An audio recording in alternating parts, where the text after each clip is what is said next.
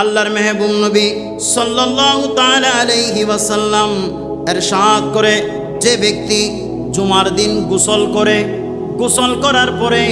তার যতটুকু আছে সাধ্য মোতাবেক সুগন্ধি ব্যবহার করে, জোরে পড়েন সুবহানাল্লাহ, সুগন্ধি ব্যবহার করে, সুন্দর পোশাক পরিধান করে জুমার নামাজের মধ্যে আসে, জুমার নামাজের জন্য আসে, ওই বান্দা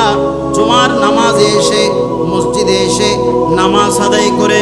এবং নামাজ আদায় করার ক্ষেত্রে জুমাতে আসা পর্যন্ত, জুমা থেকে যাওয়া পর্যন্ত, মসজিদে বসা পর্যন্ত, মসজিদে অবস্থান করা পর্যন্ত কাউকে কোনো ধরনের কষ্ট দেয় না। হাত দিয়ে, কথা দিয়ে, ইশারা দিয়ে কোনো ধরনের কষ্ট দেয় না। এবং যখন খুতবা চলে, যখন খতিব সাহেব খুতবা দেয়, ওয়াজ নসিহত করে, ওই সময়ের মধ্যে নীরব আকারে এক মন এক ধ্যান দিয়ে যখন ওই বান্দা খুতবা শ্রবণ করে, আল্লাহর মেহবুব নবী সাল্লাল্লাহু তাআলা আলাইহি ওয়াসাল্লাম ওই বান্দার জন্য পুরস্কার ঘোষণা করেছেন।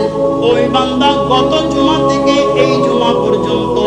আগের জুমা থেকে বর্তমান জুমা পর্যন্ত ৬-৭ দিনে যা গুনাহ করেছে, যা অপরাধ করেছে, যা ভুল করেছে, যা অনিয়ম করেছে, যা অপরাধ করেছে, যত ধরনের অপরাধ করেছে,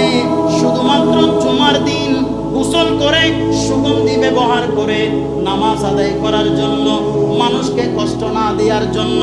অর্থাৎ জুমাকে সম্মান করার কারণে ওই বান্দার বিগত জুমা থেকে এই জুমা পর্যন্ত